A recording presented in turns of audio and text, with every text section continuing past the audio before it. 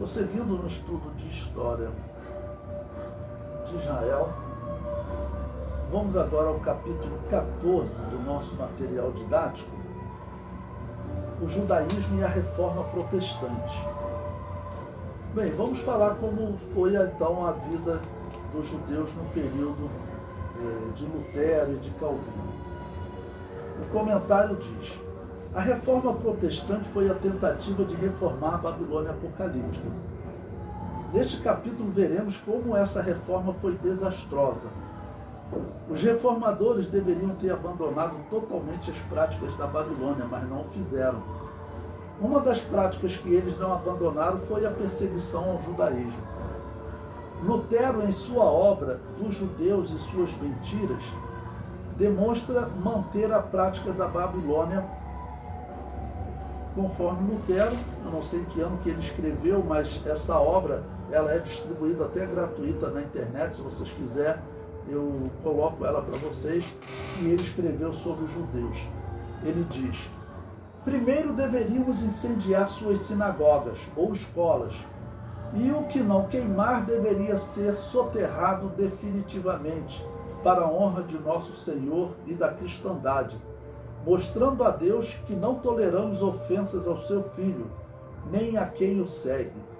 Porque o que fizemos até agora, por ignorância, eu mesmo não sabia, Deus perdoará. Mas agora que o sabemos, ainda temos que guardar suas casas, tolerar suas mentiras e blasfêmias, seria imperdoável. Ou seja, Lutero diz que se eu tolerar os judeus, isso seria imperdoável para mim, né? E ele prossegue: será, pois, para nós cristãos, luteranos, né, tarefa muito séria de tudo fazer para livrar-nos com nossas almas desta peste que são os judeus, para salvar-nos do Satanás e da morte eterna. Devemos, antes de mais nada, como já dissemos, queimar suas sinagogas com enxofre e fogo do próprio inferno, para que Deus testemunhe o fim destes lugares usados para ofendê-lo e ofender nossa sincera devoção. Segundo, tirar-lhes seus livros escritos, que só usam para injuriar o Filho de Deus, Criador do céu e da terra. Terceiro, que lhe proíba louvar e agradecer a Deus sob pena máxima. Que o façam na sua terra, nós não queremos ouvi-lo, pelo motivo de suas preces e louvores serem pura blasfêmia. Quarto, que lhes seja proibido pronunciar o nome de Deus. Bom, eu comento: infelizmente Lutero seguiu o exemplo do teólogo católico João Crisóstomo, que certa vez disse: Deus odeia os judeus e no dia do juízo dirá aos que simpatizam com eles: afaste-se de mim, pois vocês têm relações com meus assassinos. Fujam então das reuniões deles, fujam das casas deles e tratem as sinagogas deles com ódio e aversão. Ou seja, o mesmo exemplo do católico. Então, os judeus, eles, para terem um pouco de paz nesse período, eles teriam que viver no mundo muçulmano. Ou então começar a fugir, né, que é o período da reforma, eles vão começar a fugir para as Américas. Mas aqui nas Américas também serão perseguidos. Nós veremos que Portugal vai expulsar os judeus aqui de Pernambuco.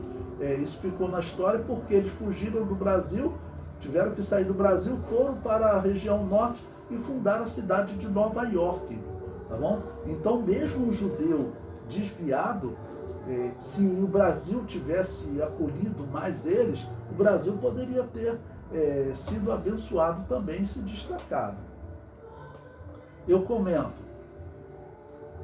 os protestantes, né, seguiu também o exemplo do organizador teológico da Babilônia apocalíptica, Agostinho de Hipona, que em sua obra Confissões escreveu: quão odiosos são para mim os inimigos da vossa escritura. Como eu queria que tu os degolasse, os judeus, com tua espada de 2 gumes, para que não existisse mais ninguém para se opor à vossa palavra. Com alegria eu prefiro a morte deles para viver para ti. Bom, nós sabemos que Agostinho de Hipona defendia a teoria da guerra justa, né? E nós pensamos esse ódio contra os judeus, por quê? Porque Satanás sabe que, na verdade, os judeus eles têm uma obra futura gloriosa. Vão ter uma obra futura gloriosa, porque o apóstolo Paulo falou, ok? Se o momento em que eles foram cortados, eles foram uma bênção para os gentios acabaram sendo abençoados, e diz, muito mais será no futuro, quando eles forem de novo enxertados. Então o apóstolo Paulo claramente diz que Israel será reenxertado e que será uma bênção, né, para as nações da terra. Ok? Hoje eles estão desviados, mas um dia eles se converterão. Tá bom? E Deus tem essa promessa de bênção através dessa nação, pelo compromisso de Abraão com ele, tá bom? De deixar toda a sua família, deixar aquela religião da Babilônia que tinha dominado a região da Mesopotâmia, e teve que fugir para uma terra que era para ele estranha, né? Para dali começar um povo para poder combater essa religião da Babilônia. Bom, o comentário prossegue. João Calvino foi outro reformador que manteve a prática da Igreja Católica. Em sua obra, Resposta a Questões e Objeções de um Certo Judeu, escreveu: a teimosia podre e inflexível dos judeus faz com que os judeus mereçam ser oprimidos infinitamente, sem medida e sem fim, e que eles morram na própria miséria, sem piedade de ninguém. Que coisa horrível.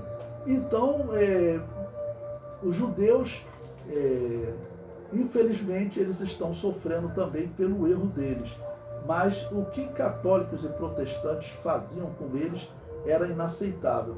A partir do próximo capítulo, nós vamos falar sobre os judeus na Espanha, em Portugal, e como eles vêm para o Brasil, tá bom?